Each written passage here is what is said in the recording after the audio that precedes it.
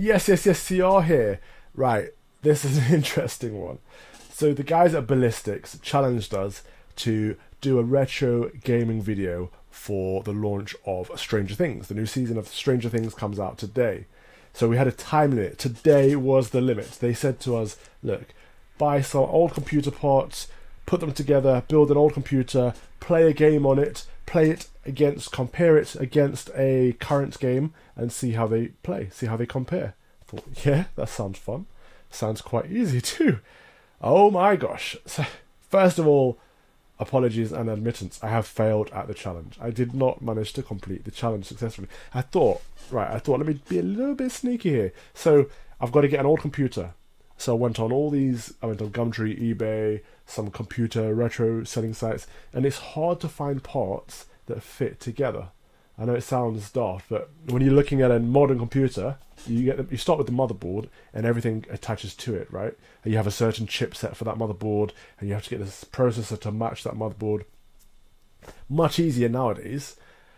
Trying to find an 80s computer or 80s motherboard, and then 80s RAM will fit into that motherboard with the same kind of hard drive and the same kind of processor. Anyway, I struggled really hard at that part. So I thought, let me cheat and let me get an 80s laptop instead. That's what he thought. So this is the Toshiba T45003, right? And it's got no battery. It's got some kind of port here that I have no idea what that is. I'm a computer science teacher, for goodness sake. It's got, on the side, it's got VGA slot. It's got serial port and the old PS2 mouse and keyboard sockets and a COM port. Some kind of ribbon extension thing here that I don't know what it is. A reset button, a power button, and there is a port here for, you can put these like a little, it's got some kind of adapter slot. What else? Oh yeah, there's a memory card here. I'll pull this out in a second. There's a memory card with 4.4 megabytes of RAM, I think. Memory card. Why is it even a memory card? Madness. Who knows what that's for? Floppy disk drive. So this is where I was going to put my game. And that's about it, I think. And then there's that's it. Right? And you have to clip to open. And it looks pretty cool, doesn't it? I mean, how nice is that? It's the screen is tiny. It doesn't take up the whole lid. But it's properly retro. Look at this thing. The keys aren't even in the same QWERTY position. As in, they are QWERTY, but you've got, what? Control is up here, where caps lock should be. And Alt is where Control should be. Caps lock is there. It's just weird. But I love it. I think it's great. And I bought this, and it worked. I was like, okay, amazing. I'll get Worms running on my PC. I'll get Worms running on here, or Lemmings, or something like that, and play them. I know they're technically early 90s games, but if we're strictly talking about 80s games, we have to play text-based, so it wouldn't be as good. But this is running on Steambox, DOSBox on Steam, which emulates MS-DOS. Runs okay, runs fine. But I can't run it on this because something has happened, and it looks like not a resistor. What is it? Some part, I've researched it, and I had to find out what it was. Some part in this is broken since I got it. When I press on,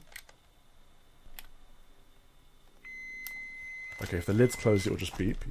You have to open the lid, and there's a little LED here, a little LCD kind of esque display that says P30, and it means something's busted. A chip inside is busted, but it worked. So annoyed.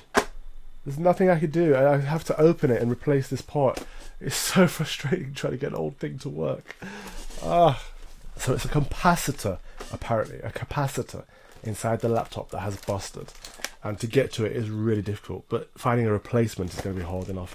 Anyway, so what I'm going to do is send this T4500C unit back and try and get a pre-built desktop unit from the 1980s rather than trying to build it myself. I mean, if you know somewhere that I can get a motherboard with a matching processor and matching RAM and matching hard drive with the ribbon cable that will all work together, I'm happy to build it myself. But I think I'll be best buying a pre-built kit, take it apart, put it back together myself, sure. but just getting the units that match up is tough enough. So I'm going to get a desktop unit. Forget this laptop, as beautiful as it is. It is really a museum piece, I think. But I'll do that, and then I'll compare worms or lemmings on this or on that to my PC and see how that works. So that's that. However, Crucial, who own Ballistix, did also send me one of these bad boys.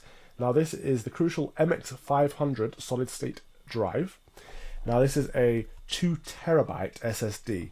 So essentially this is your gaming hard drive. And what I have on my Alienware computer at the moment is a small, like 256 gigabyte SSD for Windows, so it boots up quick.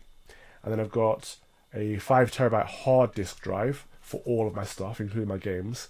And so then I've placed this in as the gaming drive. So the games will now go on this, and all the other crap can stay on the hard drive. So the idea is, let's see how much of a difference an SSD can make. The 2 terabyte SSD is perfect for games because you can get all your games on there pretty much. So it is a little bit pricey, but this is a good solution. And there are cheaper models available too. So it's got a transfer rate of, let me see, it's got 6 gigabit per second, or 6 gigabytes per second. So no, gigabit. Bit is lower than byte. So there's 8 bits in a byte. 2.5 inch 7mm SSD. It comes with a spacer in case you need to get the extra grip in the extra give in your case, whatever your case may be. That's it, pretty much. It just comes the SSD, spacer, that's it. So it's nice and easy to install. Your power cable and your SATA cable, good to go. So I've plugged it in. I haven't put anything on it yet. So what I'm going to do is I'm going to launch a game now. I'm thinking, let me launch a game that takes a while to load.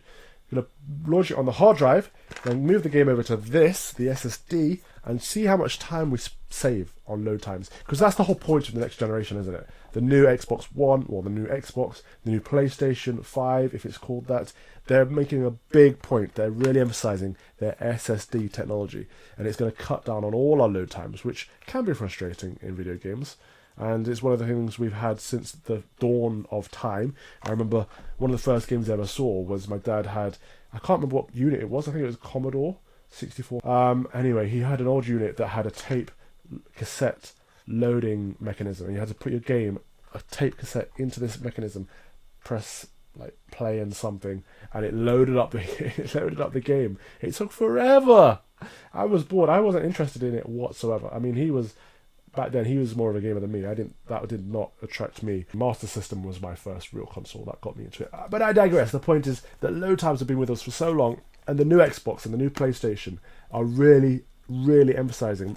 Microsoft and Sony are digging deep on this, the SSD drives, because they're going to practically eliminate our load times. That's going to change our whole gaming experience. I think it's really good news. So let's try it on the PC as well. Let's see what's going on. Let's see if this Crucial MX500 solid state drive can really make a difference to my games. I'm going to launch a game that has a few load times. I'm going to play it on the hard drive, see how it works, and then I'll do the exact same thing on the SSD after I've transferred the game over to the SSD. But let's see if it actually improves the speed of the game. Of course, it's not going to change the graphics quality. It won't change the frame rates per second.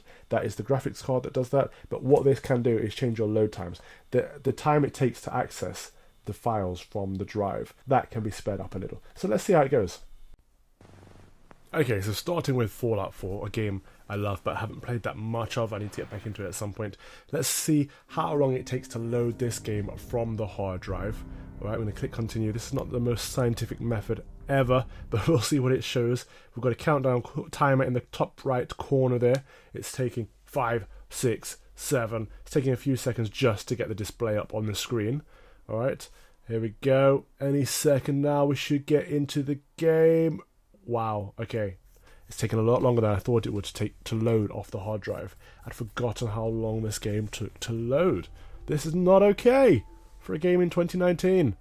Wow. On an Alienware hard drive, computer. Okay, there we go. 30 seconds to get into game from pressing continue. That's half a minute. Look at this. I'm going to play this properly one day. The sensitivity is crazy. I'll need to turn that down. Okay, let's get into the next game. I want to try Shadow of Mordor. Let's see if this loads a bit quicker. I believe it should. So this is the Middle-earth game. Again, another game that I really enjoyed playing, but I haven't yet completed. I'll need to get back into this again at some point. So I'm going to do the countdown timer again. Let's see how long this takes on the hard drive to load. There we go. Hopefully it won't take as long as Fallout 4. But loading games off the hard disk, I'd forgotten how long they take, single-player games in particular. Sitting around watching a load screen. How often do we do this? It's such a problem. I think I'd underestimated it. Alright, so that's taken about 16 seconds. There we go. We're in game. We can see stuff now. 16 seconds, not too long. Half the time it took on the previous game. So let's go back to Fallout 4 now. Let's see how long it takes on the SSD. Yes, I've copied it over in that time. Believe me. Okay, continue. And in we go again. So 30 seconds is the time to beat from last time. Oh, already the animation loaded up much quicker than it did the previous time. So 30 seconds is the time to beat. Will it do it on the SSD versus the hard drive? And there we go, just over 15 seconds. So yes, half the time. Using it on an SSD, cut the time in half. That's amazing. Okay, I'm happy with that. So let's go back to Shadow of Mordor and see if we can get similar results. I'm not expecting as dramatic results from that game as we did from this one, but still, from 30 seconds to 15 and a half, 16 seconds, that is incredible. Right, here we go, back to Middle-earth. I love this loading animation. Let's see if we can cut it down a little. So it took quite a while to convert these games, or transfer these games from the hard drive to the SSD, by the way. Should not downplay that. Right, here we go. This took about 16 seconds last time, so we're hoping for much less than that this time. Where are we going? It's not going to be halved. Oh, just about. 12 seconds in all till we can see and hear everything. That is not too shabby. I'm quite impressed. As you can see, the results are significant. It's definitely worth putting your games on the SSD.